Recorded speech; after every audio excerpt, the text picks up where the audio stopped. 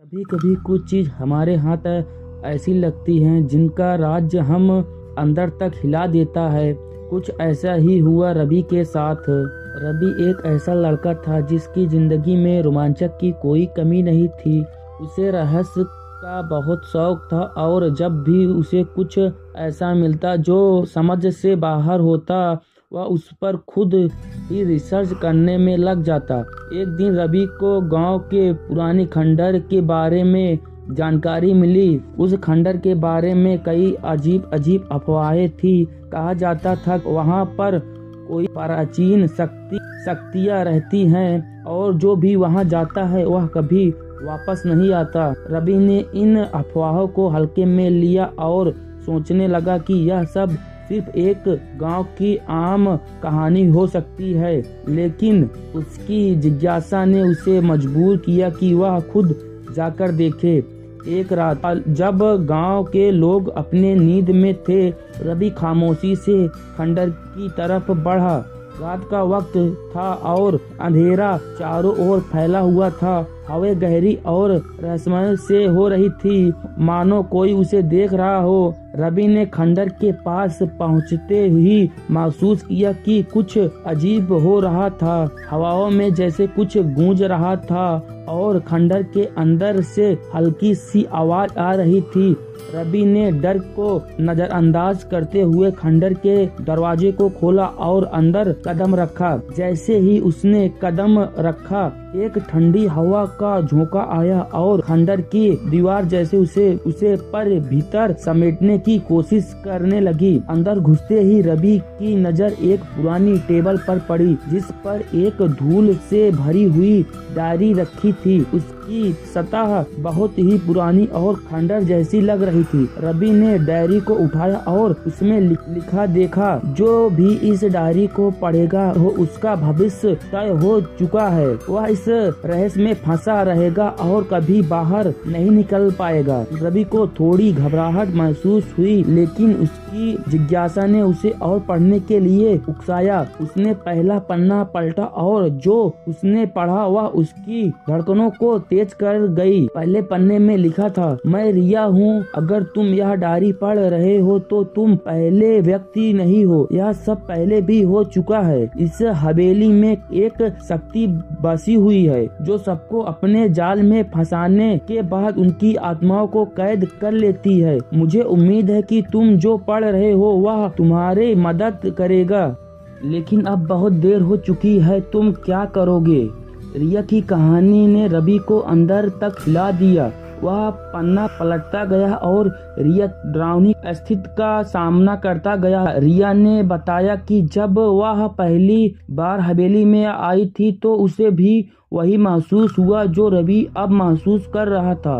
हवेली की दीवारें जैसे उस पर दबाव डाल रही थी और उसकी आत्मा को अपने गिरफ्त में लेने के लिए तैयार हो गई थी। रिया ने लिखा था कि हवेली की शक्ति उसे धीरे धीरे खींच रही थी और वह खुद को बचा नहीं पा रही थी। रिया ने डायरी में एक और पन्ना लिखा था, अगर तुम अब भी जीवित हो और यह डायरी पढ़ रहे हो तो इसका मतलब है तुमने उस रास्ते पर कदम रखा है जिस पर मैं गई थी। मैं जानती हूँ तुम्हारे साथ अब वैसा ही होगा जैसे मेरे साथ हुआ था।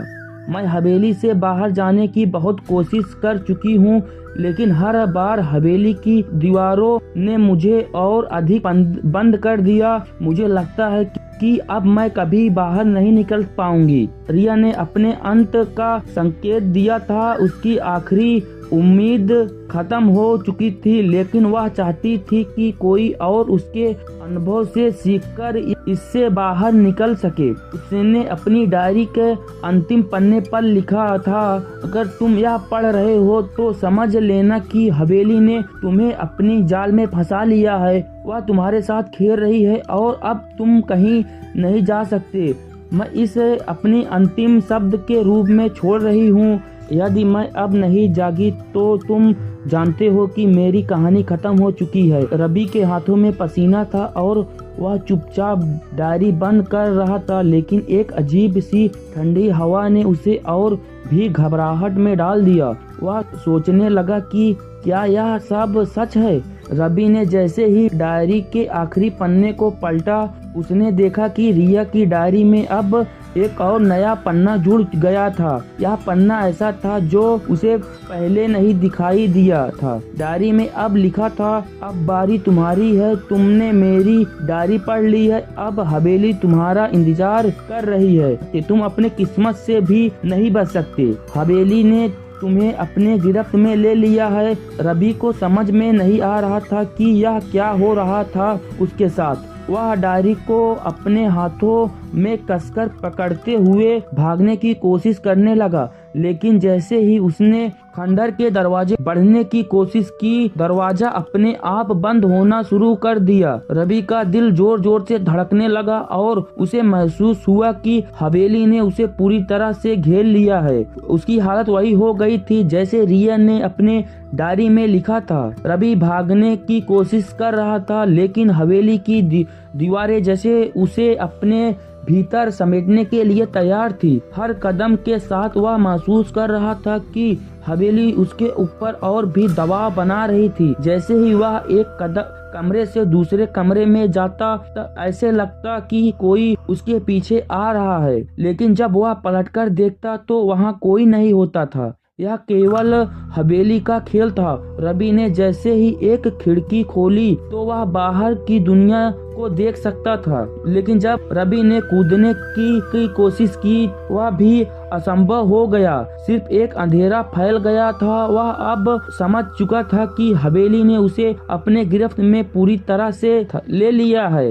अगले दिन गाँव वालों रवि की तलाश शुरू की, लेकिन वह कहीं नहीं मिला। खंडर के पास केवल वही डायरी पड़ी मिली, जिसमें अब एक और नया पन्ना था। अब तुम्हारी बारी है, तुम अब हवेली का हिस्सा बन चुके हो। गाँव वालों ने डर के मारे उस खंडर से दूर हो गए। इसके बाद से किसी ने भी उस रास्ते पर कदम रखने की हिम्मत नहीं की, क्योंकि अब वह हवेली और उसकी डायरी का रहस्य पूरी तरह से खतरनाक और अजीब हो चुका था। वाले के लिए रवि का अचानक गायब हो जाना किसी बड़े रहस्य से कम नहीं था। लोग खंडर के पास जाने से भी डरते थे, लेकिन रवि का सबसे अच्छा दोस्त अमित उसे एक दिन पहले मिला था और उसे यकीन था कि रवि इस खंडर में गया होगा। अमित को अपने दोस्त की फिक्र थी और उसने तय किया कि वह खंडर के अंदर जाएगा और सच का पता लगाकर आएगा। गांव के बुजुर्ग लोगों ने उसे रोका, पर अमित नहीं माना। रात के अंधेरे में जब पूरी दुनिया सो रही थी, अमित अकेला खंडर की ओर बढ़ा। जैसे ही उसने खंडर के अंदर कदम रखा, उसे वही ठंडी हवा का झोंका महसूस हुआ जो रवि ने महसूस किया था। अंदर घुसते ही उसने एक अजीब सी गंध महसूस हुई, जैसे वहाँ कोई बहुत पुरानी चीज सड़ रही हो। चारों ओर दीवारें पर अजीब अजीब निशान बने हुए थे, जैसे किसी ने खरोच लगाई हो। अमित ने अंदर जाकर देखा कि एक पुरानी टेबल पर वही डायरी रखी थी, लेकिन इस बार यह पहले से भी ज्यादा धूल और खून के धब्बे से घिरी हुई थी। उसका अंदर एक नया पन्ना जुड़ा हुआ था। तुम यहाँ आ गए हो तो इसका मतलब है कि तुम भी भाग नहीं सकते। रवि अब यहाँ नहीं है, वह इस हवेली का हिस्सा बन चुका है। अगर तुम उसे बचाना चाहते हो तो तुम्हें उस रास्ते पर जाना होगा जहाँ से कोई वापस नहीं आया। अमित का दिल तेजी से धड़कने लगा। उसने चारों ओर देखा, लेकिन वहाँ कुछ भी नजर नहीं आया। अचानक एक अजीब सी फुसफुसाहट उसके कानों में गूंजने लगी। अमित वापस जाओ, मत रुको, भागो। अमित ने डर के मारे पीछे मुड़कर देखा, पर वहाँ कुछ नहीं था। तभी अचानक दीवार पर एक परछाई हिलती हुई दिखाई दी। यह कोई आम परछाई नहीं थी, यह देखने में पूरी तरह से जिंदा परछाई लग रही थी। अमित ने डायरी को हाथ में पकड़ा और रवि की तलाश में आगे बढ़ा। जैसे जैसे वह आगे बढ़ता गया, हवेली के अंदर अंधेरा और गहराता जा रहा था। उसे लग रहा था जैसे कोई उसके पीछे पीछे चल रहा हो, लेकिन जब वह मुड़ता तो वहाँ कुछ नहीं होता था। फिर अचानक अमित को एक दरवाजा दिखा। वहाँ दरवाजा धीरे धीरे अपने आप खुल गया। अंदर घना अंधेरा था और वहाँ से किसी की हल्की सी रोने की आवाज आ रही थी। रवि अमित ने धीरे से पुकारा। कोई जवाब नहीं आया। अमित ने हिम्मत करके अंदर कदम रखा। जैसे ही उसने अंदर कदम रखा, दरवाजा तेजी से बंद हो गया। अमित ने चारों ओर देखा। वहाँ सिर्फ एक कुर्सी पड़ी थी और उसके सामने एक आईना था। जैसे ही अमित आईने के करीब गया, आईने में एक अजीब आकृति दिखाई दी। यह रवि था, लेकिन उसका चेहरा पूरी तरह से काला पड़ा चुका था। उसकी आंख लाल थी और वह अमित को घूर रही थी। रवि बोला, तुम बहुत देर से आए अमित। अमित घबराकर पीछे हटा, लेकिन तभी किसी ने उसे पीछे से पकड़ लिया। अमित अब हवेली के जाल में फंस चुका था। उसने महसूस किया कि उसका पैर अब जमीन से हिल नहीं रहा था। उसने मदद के लिए चीखने की कोशिश की, लेकिन उसकी आवाज नहीं निकल रही थी। आईने में जो रवि दिख रहा था, वह अब धीरे धीरे मुस्कुराने लगा। तुम भी हमारे जैसे बन चुके हो। अचानक आईना टूट गया और हवेली की दीवारें से खून टपकने लगा।